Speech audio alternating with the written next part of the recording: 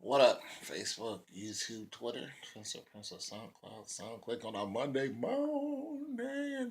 What's cracking, man? Yeah, so just want to thank you guys for, stopping by, checking out my videos. Don't forget the links in my description for my music. My album's called Just Right There. There's a couple songs in it, a lot of instrumentals. I make beats just to have fun. I don't take it too serious, but it's another excerpt of why I left Atlanta. I was just watching something. They were talking about Ponce de Leon Street uh, and the history of Atlanta. I want to say that when I lived there for the short time, I didn't get a chance to. Like I've been on Ponce de Leon, I forgot the street where I lived.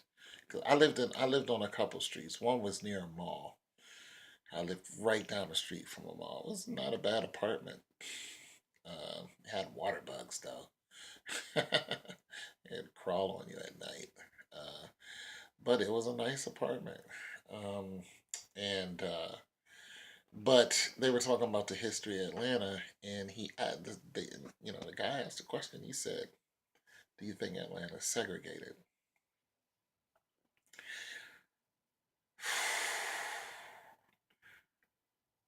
If Atlanta is segregated, when I lived down there, I didn't know it. I didn't have problems out of white people. But I'm gonna tell you something. I barely ran into any of them. Atlanta is segregated by class. Who can live where? Who can afford to live where?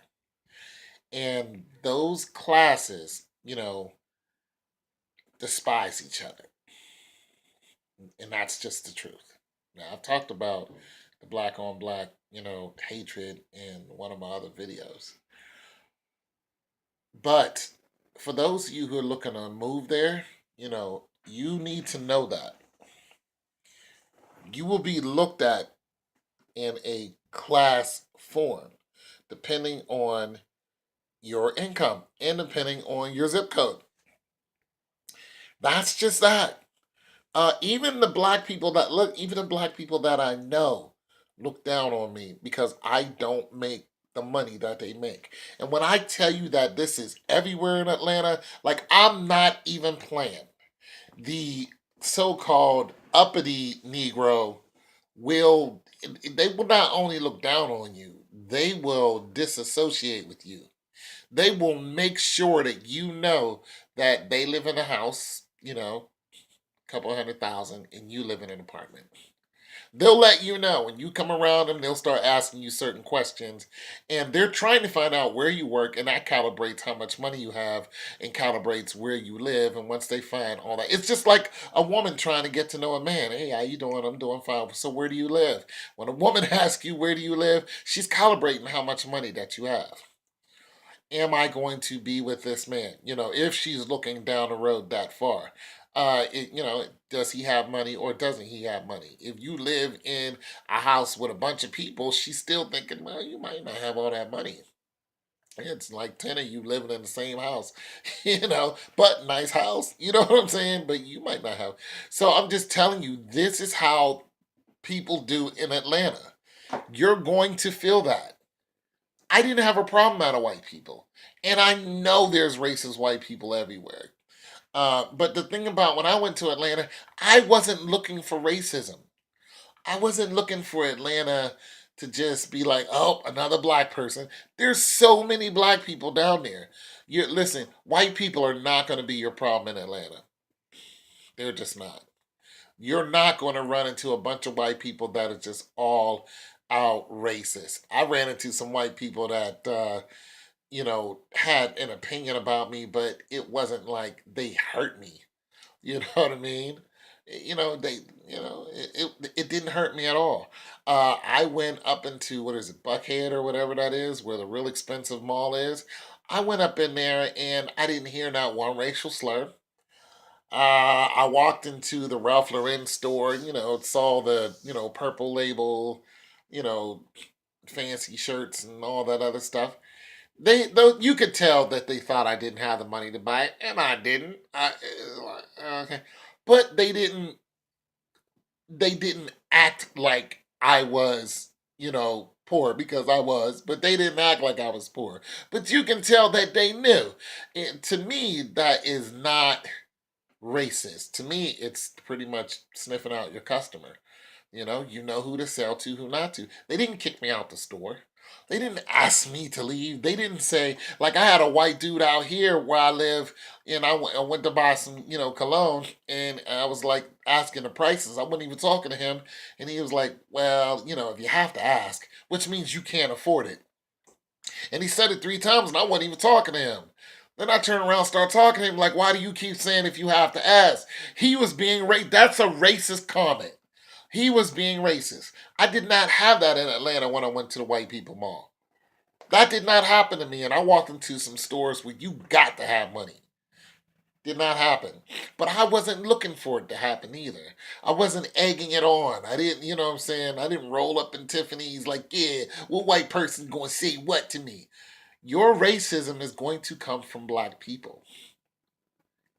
That's just the truth. Your hatred, your all out blatant hatred is going to come from black people. Your the class society, lower class, middle class, upper class, Atlanta, you're going to feel that when you start talking to black people. You're going to, I'm telling you, they're going to sniff it out of you. That's just that. Even if they're your family and they live down there, you just listen to the way they start talking to you because it's infectious. When in Rome, you do as Romans do. That's what happened. You live down there long enough, you start to separate yourself from those people, and you start to realize who's in what class. I'm telling you, and I've hung around some of them, and like some of the women, like wouldn't give me the time of freaking day if I didn't play ball. You don't play football. You don't play for the Falcons. You don't play for the Braves. You don't play for the Hawks. There's some places you go into, you will not get any holler. You don't make music and people know your name. You don't know Jermaine Dupri. You don't know Tyler Perry. You don't hang out. You can forget it. You can forget. They're not interested in you, as if those groups of men are just flocking towards these women. Like oh, you're that deal. Like you're that chick. Like get out of here with that. You know what I'm saying? Those are the 1%, and they are all covered. They all have chicks on their arms. A couple of them. Okay, so go fly a kite with that. But nonetheless, that's what they're looking for. Now, of course, you got the average working dude, and you got the average working chick. They get together. It happens. That's the way it's supposed to happen. But you will hardly see where you will have a different class get together. To my knowledge, now somebody's gonna say, "Hey, I made $100,000 last year. My man or my woman, there's a security guard, and security guards can make some money, but they, a part-time security guard, and they make $15,000. I'm not saying it doesn't happen. What I'm saying is, on a regular, people separate themselves according to their finances in Atlanta. So I just wanted to shoot that past you guys because you will feel that. You will. And the problem is a lot of people guess it wrong. You could be down there and have, 50, 60 grand, in the bank and just decide not to live in these big old houses. And you could be making 100,000 a year, and but you're comfortable in the hood. It's where you came from. That's where you grew up. That's where your friends are. People that look, there are people who are hood rich. They don't want to leave the hood. Why leave the hood and go live up in a place where people are snotty and snooty, even if they're black, snotty and snooty to you, and you don't know them. And every 5 minutes they're all in your business and calling the cops on you, and you're playing your music and just being like, get out of my business. No, I'm going back to the hood. People play the music loud all the time. Everybody does it from dusk to dawn. This is what we do. We party, we kick it, we make money, we sell our music. We're all rich. We just don't want to go out here and buy new Benzes. And some of them got new Benzes. It's like I got a six. You know what I'm saying? I got a big 745 outside. Who cares? I'm not going to spend all my money just to prove to you, just like Rocka Flock of Flame said, why do I need to keep spending money to prove to you that I have money? So you're going to see people who they're fine. We're fine where we are. We like our apartment. You know what I'm saying? We don't need to go and clown and spend all that money on, living in a $300,000 house just to go to work, just to pay for the mortgage, just so we can lose our job, and just so the bank can come and snatch it all away from us, and we have to move right back to where we came from, or even worse, homeless or living with your mama. I'm just saying, people get it wrong all the time. And I'm telling you, just be you. You go down there, just don't even worry about that nonsense. Go down to Five Points, get yourself something to eat, go listen to some live music. You know what I'm saying?